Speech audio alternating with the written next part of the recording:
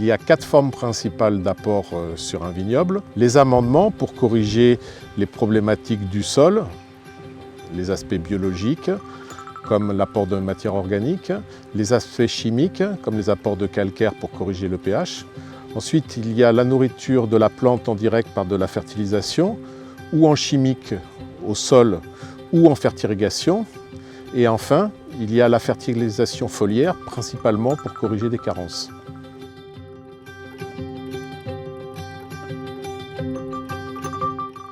Le principe de la fertirrigation, c'est d'apporter les éléments nutritifs en même temps qu'on en apporte de l'eau. Et ensuite, le goutte à goutte fait la distribution sur l'ensemble du vignoble.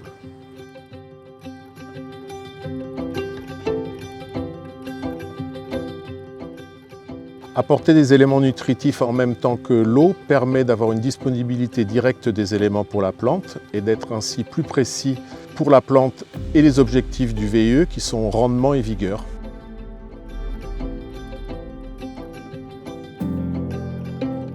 Le principe général de la fertirrigation, c'est à partir de l'arrivée de concession d'eau, un système de filtration, un système d'injection de l'engrais par pompe, doseuse ou non, ou par un tank de fertirrigation, puis la réinjection de ce mélange dans le système de goutte à goutte du vignoble.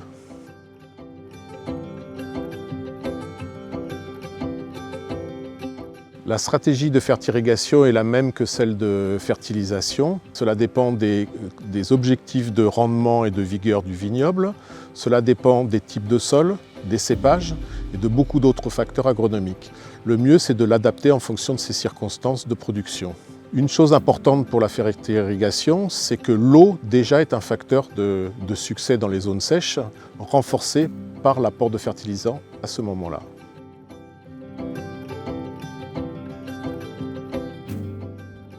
Bien entendu, avant de fertirriguer, il faut avoir un suivi par analyse de sol, des analyses pétiolaires à véraison, des reliquats azotés au moment du débourrement en fin d'hiver, début de printemps, et enfin observer régulièrement son vignoble pour détecter par exemple des carences d'un élément potentiel.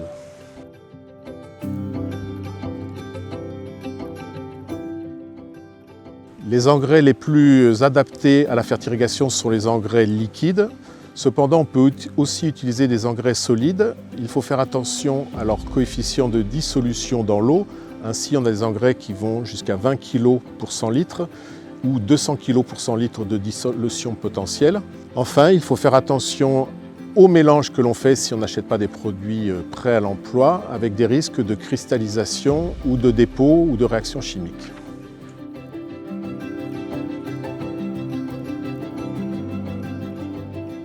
Donc le principe général de la fertirrigation, c'est commencer par mouiller le sol, donc un apport d'eau pure, puis injecter de l'engrais, la dose choisie, dans le système de circulation d'eau, puis à la fin de la fertirrigation, une fois que la dose est passée, un rinçage de l'ensemble du système.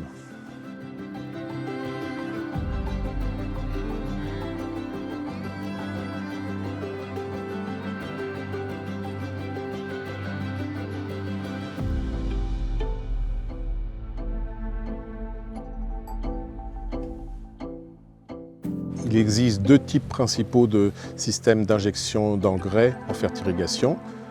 Le tank, où l'on met la dose entière d'engrais dans un tank et la dissolution se passe au fur et à mesure de la circulation d'eau. La dose n'est pas régulière, le système est peu onéreux. Et l'autre système, c'est la pompe doseuse, où le système d'injection est régulier et permanent, mais le système est beaucoup plus onéreux.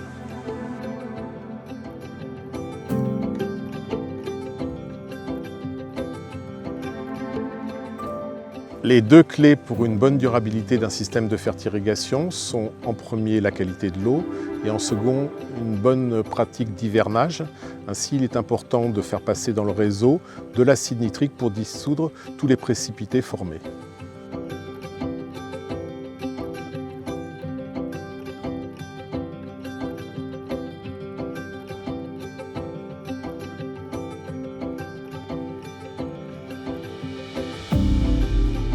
Dans le cadre du VE, avec des objectifs de production importantes, la fertirrigation est un bon moyen pour optimiser la fertilisation.